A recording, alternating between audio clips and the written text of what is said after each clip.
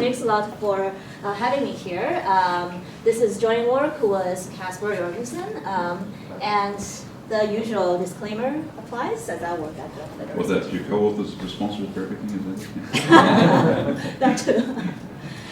All right. So our paper, we provide a new perspective to understand two classic questions in household finance and macroeconomics. How do economic shocks affect household consumption, and what are welfare costs?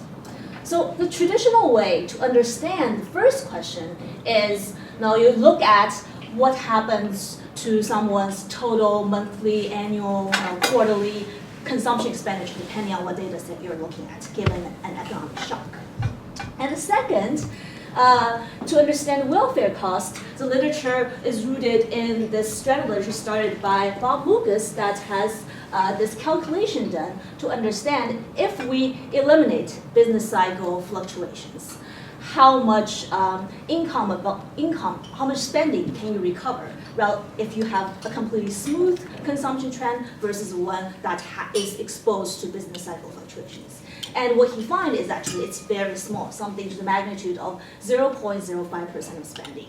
And some literature that comes afterward have added additional features such as incomplete markets, income insurance, but the magnitude is still fairly small, around 0.1%.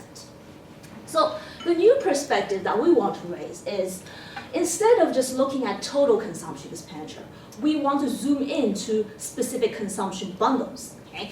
And we can tease out the quantity and the quality of consumption by zooming in to look at the specific bundles that the consumers buy. And we argue that this quality versus quantity margin of consumption reallocation has important implications for wealth.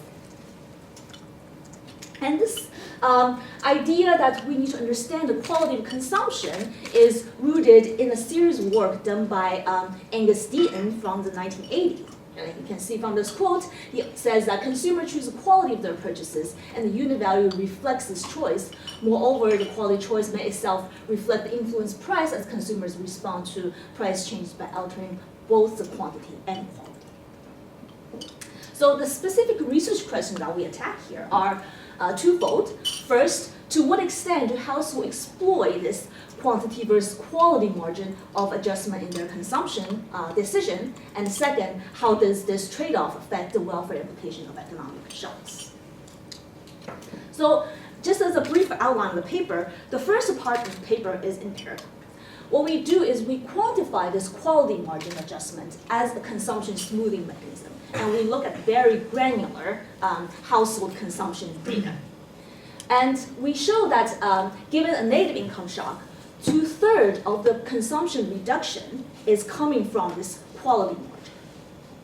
And second, we show that there's considerable heterogeneity across income groups in their access to this quality channel of consumption readjustment. The low income are actually quality constrained. They're already buying things at the very low quality end. So when they face an economic shock, they cannot switch down anymore. So therefore, they bear proportionally high share of business cycle fluctuation cost. So these results are hard to be rationalized by traditional non-homothetic preferences in traditional models. So that's why in our theory section, we propose a non-homothetic preferences in which households value both the quality and quantity margin of consumption, household consumption. And then using the model, we estimate the welfare cost of income fluctuation for the full income distribution. And from this, we can show that the low-income groups bear a disproportionately greater share of the cost of business cycle fluctuations. Okay, so moving on to discuss the data. So our main data set is from the Nelson, and we use both sets of the Nelson data. The first is the Nelson household panel data set. The sample period runs from 2004 to 2013, and it contains about 4 million household purchase transactions data. So the household, they get a scanner. Every time they go visit a grocery store or any store, they scan in each individual items that they buy. So the products are at the UPC level. And we have information about the date that the person went to the store, what store that person went to, the quantity, the price, whether the item was bought with a deal, and also very specific information about the product that the person bought. The brand, the type, the volume, the packaging, etc. And the product categories, including primarily food products, divided into various food groups, but also some non-food products, including alcohol, general merchandise, health, and non-food groceries. And there's about 98,000 households in the data set. And there's also demographic information about the household that's collected on a yearly basis. That includes income, age, sex, race, education, occupation, the region where the person resides, and employment status, and family composition, and household status. And we also merge in the retailer scanner data from Nielsen. The sample period for that is 2006-2013, because we know the store where the person made the purchase, so we can merge in information from the retailer side. And the retailer data contains weekly point of sale information from about 35,000 stores. And the data is also at the UPC level, and every store reports the total sales of each item, as well as broken down into revenue and quantity that is sold of each product. Okay. So I want to point out how very specific terms that we use in thinking about products, which is going to become crucial when I describe the empirical analysis as well as the model. So the biggest, highest category is departments. So that's like dairy, alcohol, so that's the biggest, highest order category.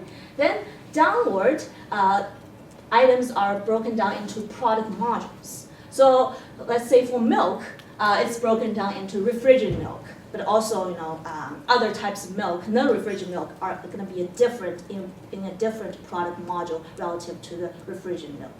And this is actually the key categorical variable for how we think about products. It's product module level variation.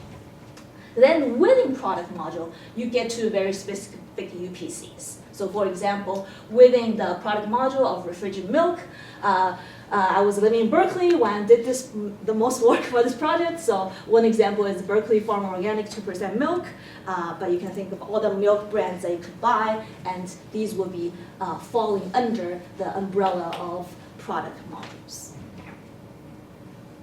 So now to do our analysis, the key thing we need to do is come up with variables that capture the quality of consumption basket.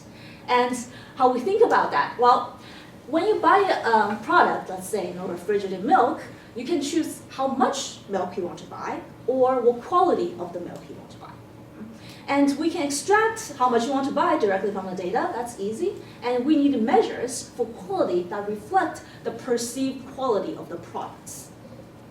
So going into thinking about demand theory and supply theory, whether that gives us some foundation to think about how to tease out quality. On the demand theory side, you can think about as a reveal preference instance. So if you prefer product A relative to product B, then product A's price should be greater than product B's price. So the quality of product A is higher than the quality of product B.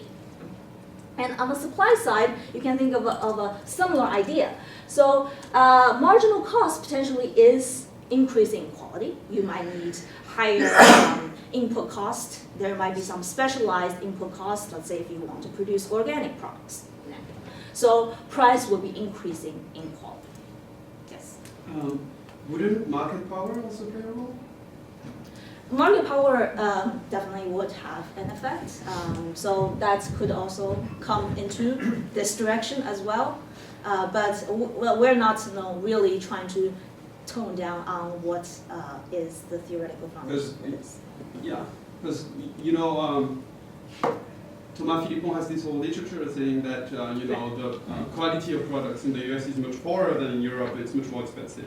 I take your point. And so, I guess given the context of our study, we're more interested in the quality that the person have access to, which is very close to their normal There is an limits. issue there that you're going to get at the role of the poor versus the rich, because the poor very often have access to very limited array and low quality, but that's a separate issue. You know, it's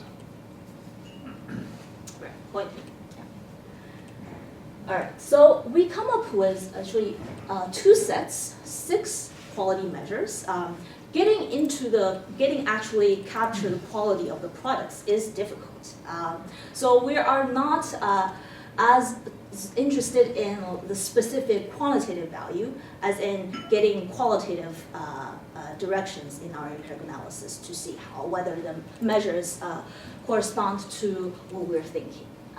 So they each capture some component of quality, and ultimately with all 6 measures, hopefully we're more confident in our results.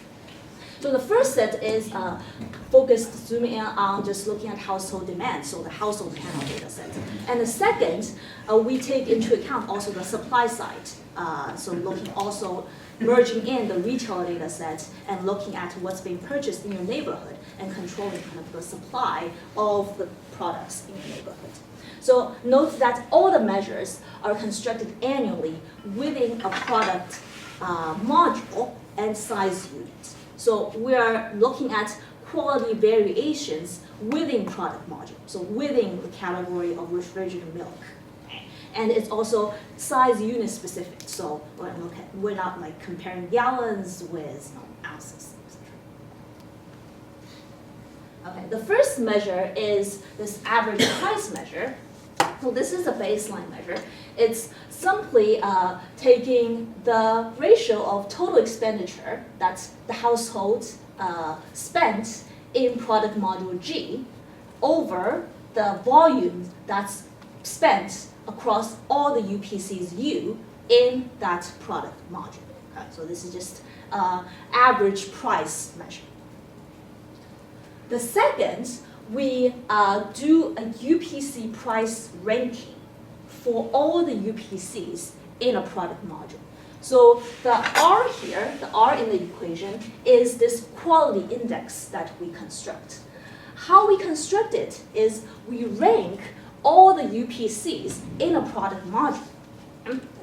And we weight that by the UPC span track market share. So the idea is if 2 products have the same market share, the same ranking in the product module in terms of UPCs, then the ones that have a greater market share gets more weight. It's considered higher quality good. And all the prices we're considering are unit price. And then we normalize it to get this quality index. Then we weight that by the consumer's UPC-specific budget share to get this household purchase UPC ranking measure. The third measure is, you may be worried that when we had this span track market share, some of the luxury good may actually have very small market shares. So you may be worried about that. So instead of weighting by market share, we just simply take the ratio of the UPC price relative to the median unit price of the UPC in that product module. Okay? Then similarly, we weight that by the UPC budget share, and that's how we get the alternative, kind of the relative price, UPC price ranking. And the second set is where we also merge in the retailer information. And we ask, essentially how much money is a household leaving on the table by not purchasing the lowest quality goods that's available in his or her neighborhood. Okay. So the first definition is about UPC arbitrage. So the idea there is I'm fixing the store where the person is buying that specific UPC. Okay. And I'm asking, within the product module category, how far is my purchase of the UPC from the lowest possible quality product, lowest possible unit price product? So it's essentially some unexploited arbitrage opportunity on the UPC margin for a specific store for a specific product module. And the second, we look into possible store switching. So the idea there is, I may really like this specific milk product. I'm willing to travel around my county to search for the lowest possible price that I can pay for this particular UPC. So I'm willing to switch stores. So this measure is capturing this unexploited arbitrage opportunity you could have if you switch stores. And the third measure is I'm taking both into account. If I'm willing to trade down on the UPC and product module and shop around various stores in the neighborhood, how much could I have saved?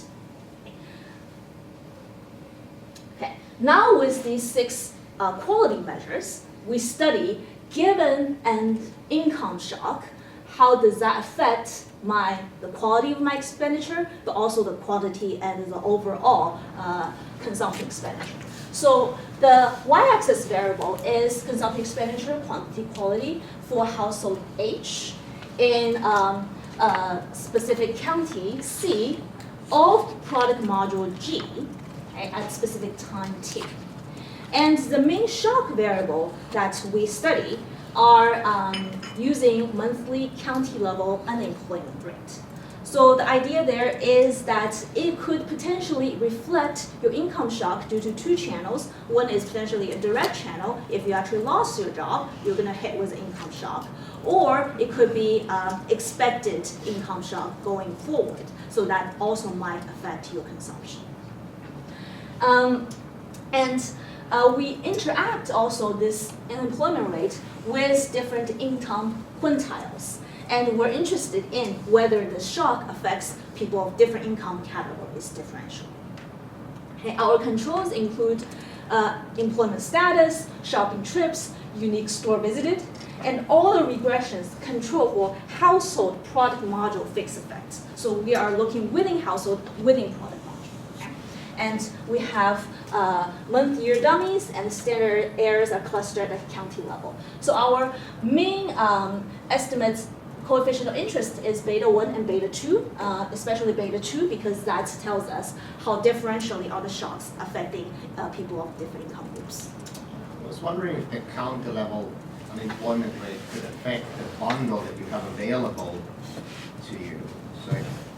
So the stores will just stock a different selection of products depending on the unemployment rate, and where you pick and your measures could be influenced by sort of the supply that's available. Sure, but we are focusing very specifically on within household product module. So we're looking within household, looking at the variations in household for specific product module. That's controlling for the county level or greater area fixed effects. I think he's saying it might change over time, so that even if you're controlling for it, you only have one milk carton, one category of milk. Or we drop any counties that have less than 20. The quality set could change over time, so your measures of your quality trade-offs could then change. We have time dummies. So Oh no, that these change within a county. yeah, no.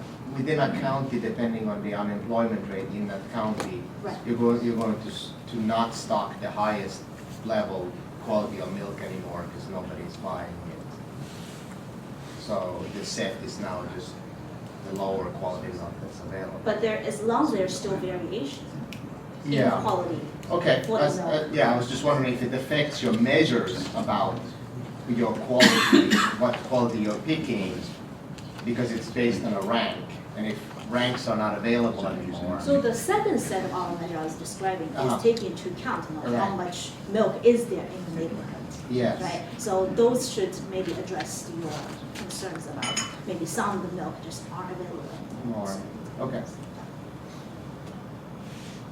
Okay. So here are the summary stats. This is showing the various household characteristics divided by income quantiles, and it's as expected, income is going up, and unemployment rate is higher on the lower end of the income spectrum.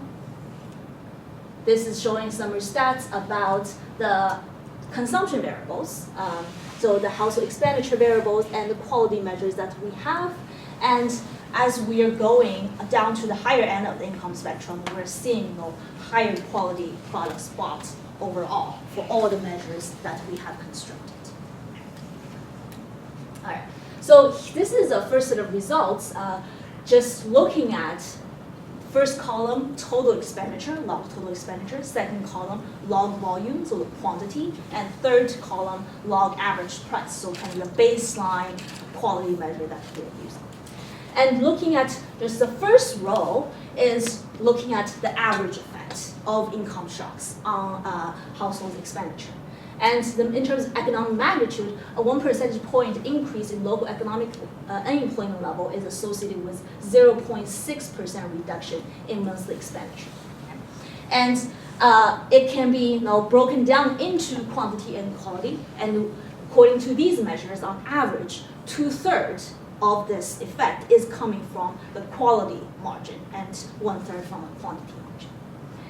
And second, we want to zoom in on kind of the differential impact across income distribution. And in particular, it's interesting to note that looking at column 3 and the interaction term for the first income, the lowest income group, if we sum up the average effect with the income specific effect, it's almost 0. So that is showing that facing negative income shocks, households of the lowest income distribution actually do not seem to be switching on the quality margin. Okay? And we interpret this as a sign that, that they just can't anymore, that they are already at this lower bound and it's not possible to do so anymore. Well, they could only do, what they could only do is switch further on down on the quantity margin. And here are similar tables looking at all the other quality measures. So the other first set quality measures we have was this UPC rank and relative to UPC rank. And as you can see, on average, the effect is negative, but for the people from the lowest income quantile, it reverses. And if you sum up the two estimates, it's close to 0. Right? So that's consistent. And if we look at this arbitrage, unexploited arbitrage measure, which takes into account potential supply side effects of these consumption bundles, the effect is also about the same, in the same direction. And especially if you look at UPC arbitrage actually goes to 0. So all these results to us are suggesting that the low income, they cannot switch to the quality margin as much. And so the income variables are yearly, and the prior regressions are done at the monthly frequency. So we just wanted to see if we aggregate everything up to the annual level, do we still see this effect? So we simply look at the relationship between annual income and all the consumption variables, including all the quality variables. And what we see is that consistently, higher income is associated with people buying higher quality products. Okay. So what I've talked about so far are results about kind of this intra-product module substitution. Okay? Whether I'm switching down on the quality ladder when looking at a within product module for every specific product modules. We are also looked at where there is inter-product module substitution. So am I just not buying some specific categories of goods as much when I hit with an income shock? So this table, the first two columns are the results on total expenditure. The third, fourth are results on the quantity, and the last two are the results on the baseline quality measure. And the first column, 1, 3, 5, are the average effects, and the 2, 4, 6 are just the differential partial effects for the first income quintile. And here are the different departments that we looked at, which is all the departments in the Nelson data. And what we see is, just to point out a few specifics, for on average, we see that people do switch down in general in terms of quality across all the product categories when they face economic shock. But for the lowest income quantile, there is some differential effects. They switch down a lot in terms of dairy quality, but they actually switch up in terms of frozen food, let's say, for example. Okay? So there's also some product module substitution that's going on. So the stylized fact that we tease out from these measures. So the last result, could it be a general equilibrium effect? I mean, if on average people are switching to lower quality products, their prices might go up. Mm-hmm. Yeah, So absolutely. you would keep, like the poor people would like keep buying the exact same thing but at a higher price. That's possibly an explanation. I think the frequency of our measure is very low, very high essentially, and it's hard to argue general equilibrium is coming into effect on a weekly basis, but I take it, yeah. So the stylized effect that we would tease out is, first, when facing negative income shocks, households lower their monthly consumption expenditure by reducing both quality and quantity of their products purchased. And they engage in both intra-product module switching as well as inter-product module switching. And second, in particular, the low income are not downgrading the quality of their products. And that suggests that they may face these quality constraints. And we think of these as parallels to all the liquidity constraints that we have seen in the literature. Okay. So what type of theory, what kind of model would we need to actually capture these effects? Well, we need homotheticity of quality and income that allows us to see substitution between UPCs within product modules, as well as allow substitution across product modules. Okay? And then we want to be able to impose this quality constraint so we can study the differential welfare effects on people that faces this quality constraints versus ones who do not. So if we look into the traditional literature, that really doesn't give us that. So a standard framework assumes that the UPC's choice is a binary choice. And quantity and quality choice is homothetic. There is no substitution between UPCs within a product module, so the agent can only pick one particular UPCs when they're trying to maximize the utility given the budget set that they have. And you can see from this specific UPC is actually independent of their income, so it doesn't vary with income. Okay?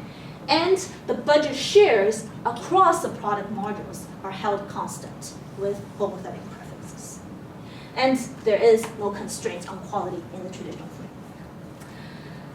And people have noticed that, and they have been adding ways to allow for quality changes that varies with income in more recent papers. And there's particularly a series of papers in the trade literature that have tried to implement it, additional components to the theory to allow for that.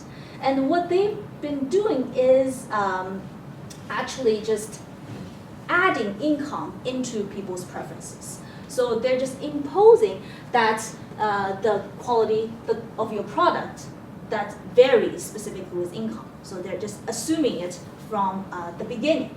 So the UPC's choice now varies income if they assume that preference for quality chain changes with income. But the challenge, if we want to do welfare analysis, is that we need to have stable preferences over time and across income groups. So that leads to our theoretical setup.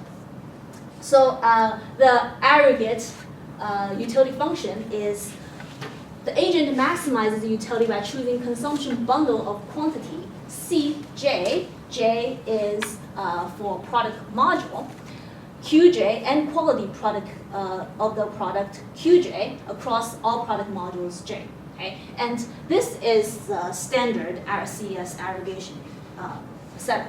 Okay? So the epsilon J is product module share. The sigma is elasticity of substitution between product modules, and alpha and beta are capturing preferences for the quantity of product module J and quality of product module J, respectively. And the budget constraint is some amount of the product times the price, and the price is a function of the quality of the product. And M is the total expenditure or the budget of the consumers. And zooming in on the sub-utility function, we assume an additive formation. So log C, log quantity to the power of alpha plus log quality to the power of beta J. And that gives us non-homotheticity for almost all values where alpha it doesn't equal to beta. And with non-homothetic utility, and if the elasticity price is non-unit value, then the demand for quality and quantity becomes a non-linear function of income. And the price relation takes this specific formation where we have an eta, which is a normalizing factor, times the quality of the product raised to the power of gamma, which is product module specific, and that's the price elasticity with respect to quality. And we derive the optimal relationship between quantity and quality, okay? And that relationship varies for the different parameters of alpha and beta, which we're going to estimate from the data. Okay? So this is just an illustration of the optimal quantity-quality trade-off depending on the potential parameters on alpha and beta. And I'm going to show you a bit later, actually, what we see in the data is follows the green line. Well, actually, it should be the orange line. The axis will reversed. But I'm going to show you in a bit. Then we conduct structural estimations using the model. And we estimate the specific preference and price specific parameters using structural estimations. So the first is estimating the utility parameters. The second is the price parameters. And we deal with endogeneity issues by instrumenting the quality with lag total expenditure and lag income. And for all the structural estimations, we include household fixed effects. And we only look at interior solutions. So we only look at households whose income is above the median household in order to get these estimates. So we obtain the estimates for the key parameters, and then we solve for essentially the alpha and beta, the preferences for quantity and quality of the product modules. So here is plotting out the estimated alpha and betas. And overall, what we find is that estimate is that beta on average are higher than alpha. So the preferences for quality are taking more of a role than that for quantity, which corresponds to the empirical results that we found. Okay. Then we further solve down the model and tease out optimal quality relationship with respect to expenditure. And this equation 14 is the equation for given optimal quality, what is the relationship to expenditure, and there is a nonlinear relationship. Then we perform a numerical search, as in there is no closed form solution. So this is plotting out the various paths that of optimal quality with respect to expenditure. Then there are some key equations about how utility is related to expenditure. Then we are basically going up the umbrella of finally getting to the aggregate utility.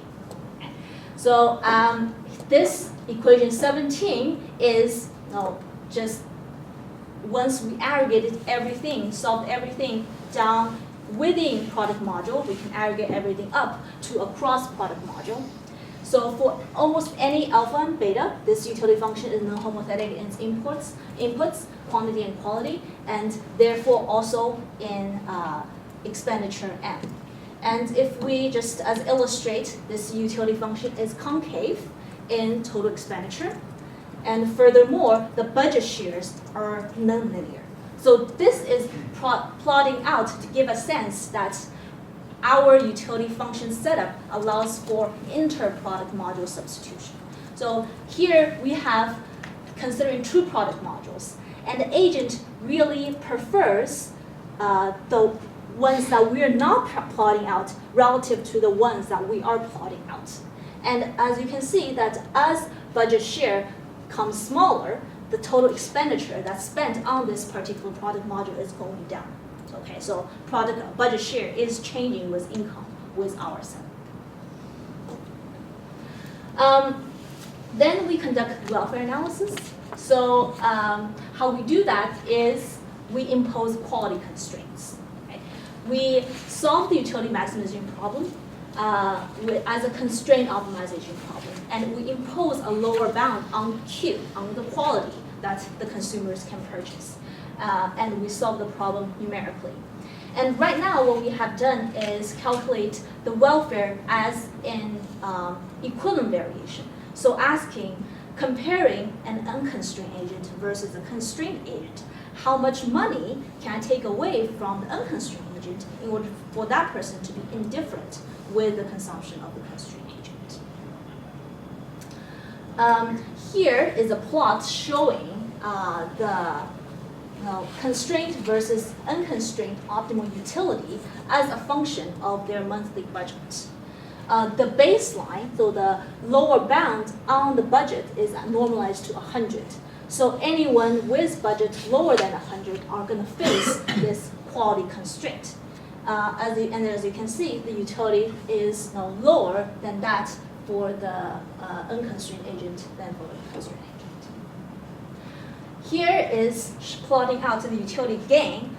So again, the baseline budget is normalized to 100. And for someone whose budget, let's say 50, the utility of difference is going to be about 7 between the unconstrained and constrained agent. And equivalently, we're plotting out the equivalent variation for people for unconstrained and constrained agents. And this is showing, let's say, for someone whose budget is 50, we would need to give someone whose budget is 100 about 17% of additional dollars in order for that person to be willing to be at the same utility level as someone at 50. So we are working more on the welfare analysis, and ultimately what we want to do is to have some Lucas-style calculation that's going to be allow us to compare how our welfare compares to Lucas welfare. And again, as I was saying, the advantage is that we can estimate the welfare for the entire income distribution. And right now, everything is static, but it's easy to include, to add income volatility into the model. Then we estimate how the agent living in a constrained and unconstrained environment is going to differ in terms of their welfare. So in summary, what I've shown is we've quantified this quality channel of consumption smoothing in response to income shocks. We show that households decrease their monthly consumption expenditure by reducing both the quantity of quality of their consumption products. And furthermore, the low income, they do not downgrade on the quality margin, and so they face this quality constraint. And we develop a tractor model that contains non-homotheticity of this quantity and quality choice. Agents value both margins of consumption reallocation. Then we are using the model to study the consequences of income shocks for household welfare through both margins across entire income distribution. Thank you.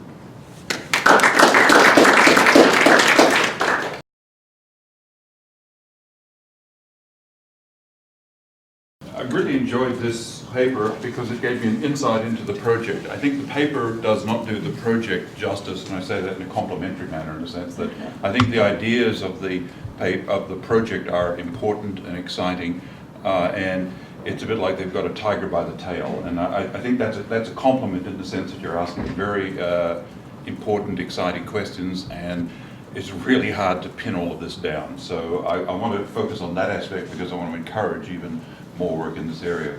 So some of the key ideas here look at welfare effects of business cycles. I'm going to make a couple of comments later about how this is traditionally done in the literature, starting with Lucas, but also with Bob Townsend, and there's sort of this large literature on how do we get a sense of the welfare effects of shocks that are occurring elsewhere.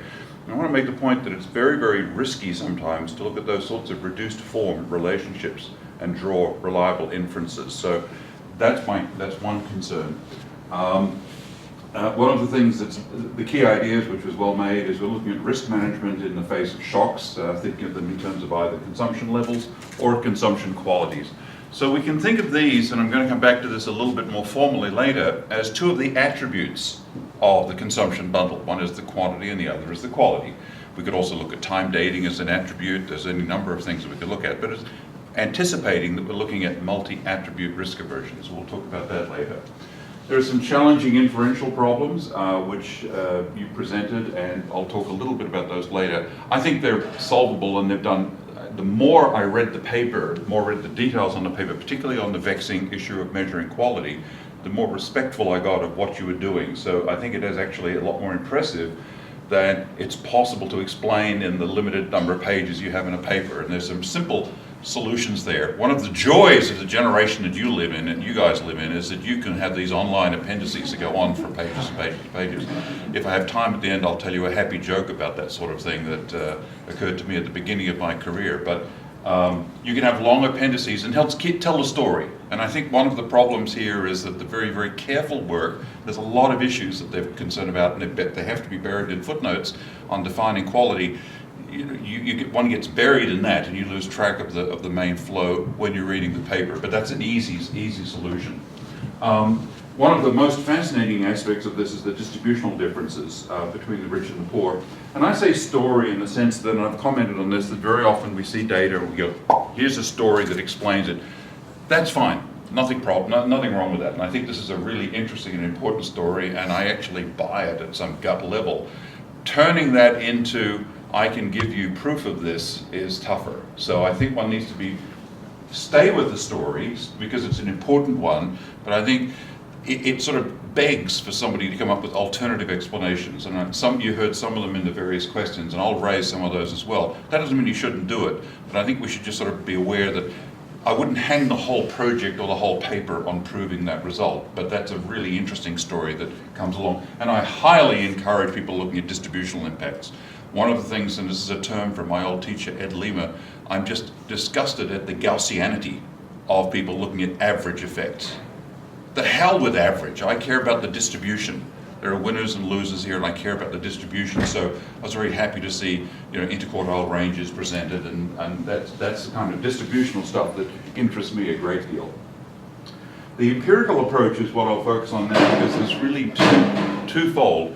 First is to present some stylized facts and stories with a lot of work constructing the quality measures, and I'm very increasingly respectful of that work. So it's not like it's just the data pops out, collecting the data and doing these calculations. And indeed, your presentation here was very clear on, but particularly at that stage where you're looking at the various calculations you can do, minimizing over more indices, you get bigger results. So you can anticipate in the sequel sort of robustness analyses there to alternative assumptions about how much searching is going on. I'll come back to that. And that's all okay as far as it goes. And then some formal structural modeling, which I'm again very enthusiastic for, because frankly, to do real welfare analysis, not the unconditional poxy stuff that we get from nudgers, you actually need a full structural model. And I'm serious about that. You got people that are saying, nudgers that are saying, the problem with insurance products is people don't take them up. Take up is low. Take up is low. Until you tell me that you know the risk attitude of somebody buying that insurance product, you have no business as a paternalist saying you should buy this product. So a pox on those who do unconditional nudges. This is not what you're doing. What you're doing is doing the hard stuff. And we have to be careful now because there are randomistas around who will say, I don't believe in parametric theory, I don't believe in theory, I don't believe in parametric structural models, I want to avoid all of those things. Well, I'm sorry. Now, I know we don't have any of them here, I believe, or anyone willing to raise their hands, but I think it's important to say why we need this for the welfare calculations, which you're still getting to. So that's my sense of the whole project. However, there's a couple of reactions here. One of them is, of course, one of the great philosophers, Homer, talks about every time I learn something new, it pushes some old stuff out of my brain. And so one of the concerns here, and one of the benefits of being really old, and there are benefits, as Olivia was saying, there's got to be some benefit, is that you know some of the old stuff because it wasn't old then. So some of the literature that I would love to see an extended discussion of is worth mentioning. The first is the old attributes approach of Lancaster, whereas this was going back to 1966. It's the characteristics approach, and it's sort of well known but sort of well forgotten, talking explicitly about the characteristics of products and valuations of those products. A surprising paper that people aren't aware of, this is a paper that is actually behind a lot of Gary Becker's work. It's very, very rarely cited. You know, he talks about the quantity and quality of children. You might have heard of those sort of slogans, and people sort of sound shocked at that, at this thing. But if you actually go back to this paper, which was with a student of his at UCLA, published in what was then the Swedish journal, it's now the Scandinavian journal, this is where essentially it's a characteristics approach. It's a couple of years after Lancaster, and there's actually a bit of a lineage between them if you go back to Columbia, but that's not important. It's a similar sort of characteristics approach. And indeed, if you read Becker's paper with Stigler, De Gustibus Nonis Disputandum, he talks extensively about how this unifies a lot of their perspectives. So what I'm saying is there's a long literature here as well. There's also a literature that Raj Chetty and Adam Siedel have been looking at more recently. Here the idea is to understand that many individuals, particularly poorer households, and that's one of the distributional features you're looking at, have certain consumption goods that are commitments. And that's going to anticipate the reference to substance parameters that they talk about later in the Stone-Geary sense. So the idea is that there are certain expenditure items you always pay. And then there are others, and I'm not going to call them luxuries at all, but there are others that you don't pay. For example, the primary risk management device of poor people in America in urban households is delaying paying utility bills. Why is that? Because they know how many months they're allowed to delay paying those. And this is a short-term thing. So that's actually the biggest. There are certain utilities that just will not be turned off. You'll be sent notices, you'll have fingers sent at you, and you'll wear some penalties, but not very large ones. But this is widely acknowledged in the relevant literature in the US as one of the biggest risk management devices for short term, not necessarily long term. So this is an idea that Raj and Adam have sort of pursued, and the implications it has for risk preferences, which of course matters for risk management and welfare evaluation. So it's a similar sort of story. You're talking about subsistence parameters, but this is very much a similar sort of story. I'm not saying yours is exactly the same as this. What I'm trying to say is I'd love to see the relationship between this and to know to what extent some of these issues have been looked at and are addressing similar concerns. Let me make a couple of comments on the formalization. And you didn't have enough time to talk about it today. You're doing a great job with a lot of the, particularly the quality stuff. I enjoyed that, having read the paper. They're also proposing, and you did talk a little bit about why certain classes of models you don't want, and I think that's beautiful appendix stuff. The one where you say putting in income, absolutely nail that, put that in an appendix, don't distract us. But then they get on to something that's familiar to people who've done a lot of work in demand analysis, and that is a Stone-Geary utility function. And Stone-Geary actually was originated in order particularly by Stone, who got the Nobel for this, for developing the linear expenditure system, the demand system. The basic idea is you have a Cobb-Douglas utility function between apples and oranges, but you displace it. You move the axes out into the interior, and that refers to the subsistence parameters. Those are the parameters. You must have a certain number of apples, you must have a certain number of oranges. Think of it, if you like, as a lexicographic utility function where the first stage is Leontief, the second stage is Cobb-Douglas, or whatever you want to do. You can put in CES in there. So that idea has been around for yonks. I mean, that's been 50 years, 80 years, whatever. So that idea has been around. There's a very important extension to this in the demand system literature called ELES, the Extended Linear Expenditure System. There, and we're starting to get at the issue you're concerned about, risk management, there the idea is we can add one more good, call it savings, where the subsistence parameter is 0. You must always have, so the idea is that'll actually lead to an extended linear expenditure system, and also non-homotheticity. So this is the standard extension of this literature. But still, we don't have a general intertemporal problem. This is a sort of a reduced form way of getting intertemporal issues, mainly through the permanent income concept, into a static model, which is what you were presenting today. What we actually need is you must have, I've said it again, and I'll say it again, I'm going to keep saying it until I drop dead, and probably thereafter I'll say it a few from my grave. You're going to have a non-additive intertemporal utility function. So one of my questions here, and it's a general question, and I'd love to know that there is an answer to this, is where's the risk aversion? Like the old commercial, where's the meat? Remember someone was commenting, I think, on McDonald's hamburgers, where's the meat? Where's the beef? That's it, better, yeah. Where's the risk aversion here? So here's what we have. I'm sort of familiar with these. We have an additivity here, but that's so critical. It's not easy to see where risk attitudes are. And if we're going to be doing consumption smoothing, it's presumably because we're averse to variability of some kind.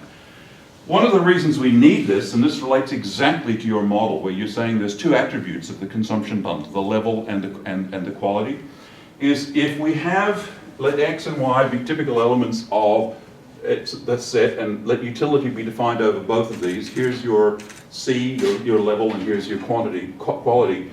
We can, and in this case, let this be an intertemporal utility function. So X refers to monies are paid now, and this refers to monies paid in the future. So I'm giving it in the context of intertemporal utility, but it's generally multi-attribute risk aversion. We can say an agent is intertemporally risk averse if this second cross derivative is negative. Notice that's got nothing to do with the atemporal risk aversion with respect to sooner amounts of money or later amounts of money. All right?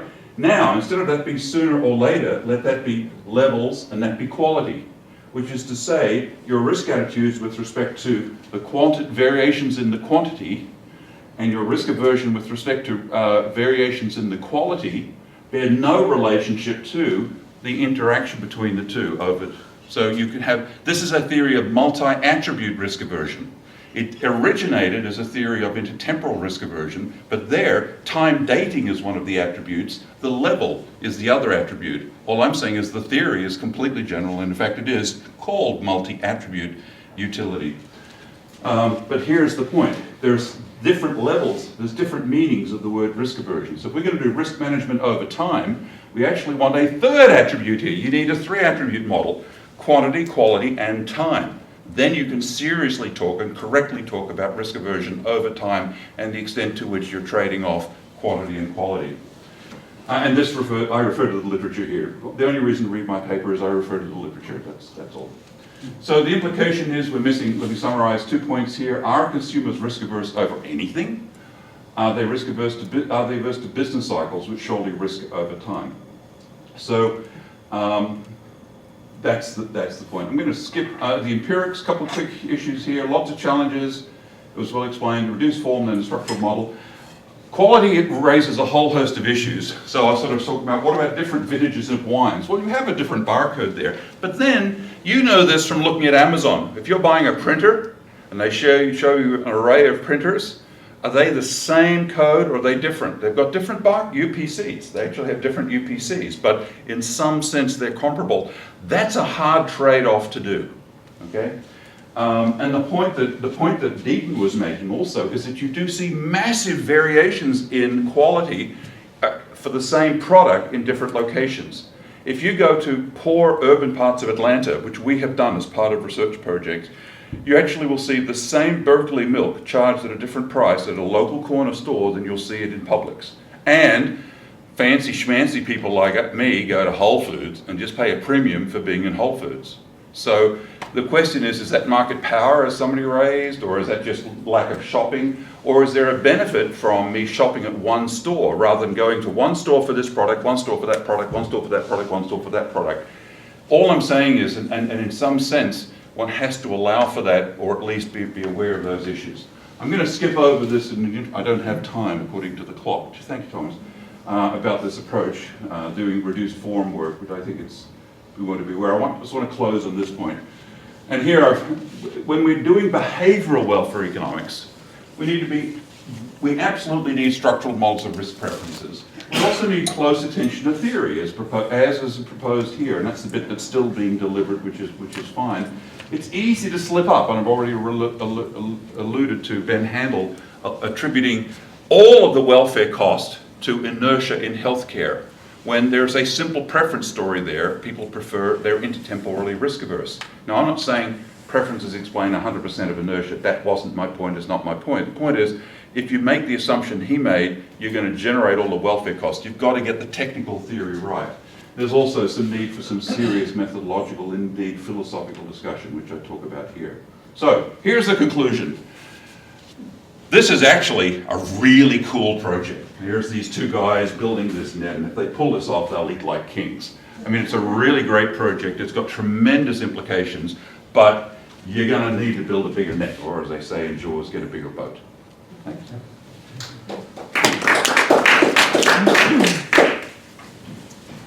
Well, thanks a lot, Glenn, for the excellent discussion.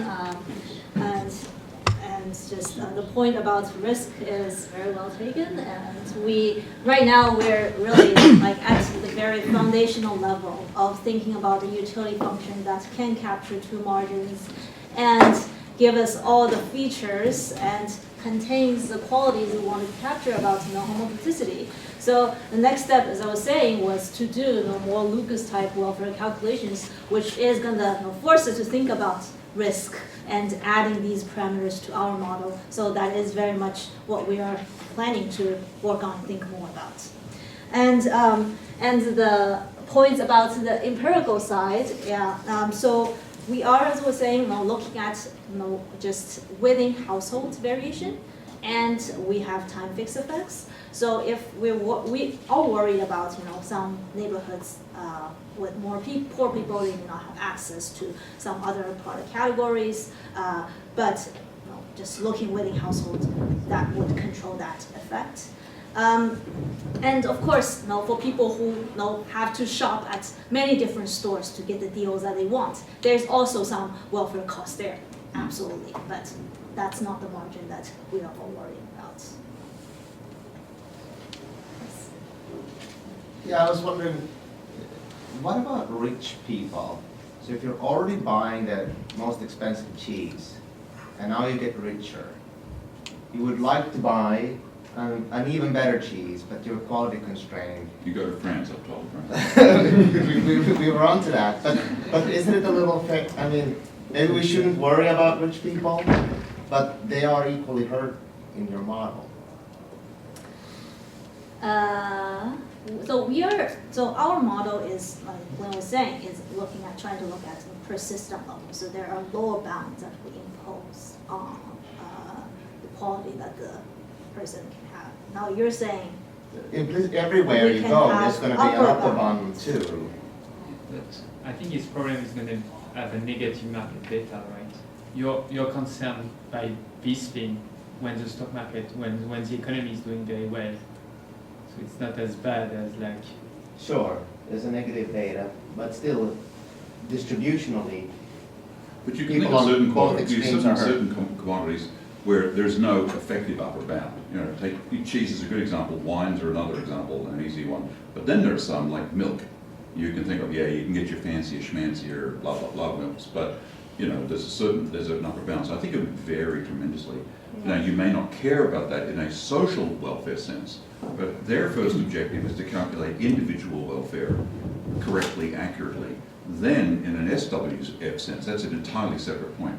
So one of the concerns often I find is when I mention the word welfare, people hear, oh, you're a social planner. That'll come later. You're concerned with individual welfare, and I think that's the... And also, we mentioned inter-product margin substitution. If you're richer, you can probably spend more on products that have unlimited quality margins instead of milk. And it's easier now with Amazon, I guess, except for fresh foods. Well, even there, they'll deliver now. Yeah. In the next couple of hours.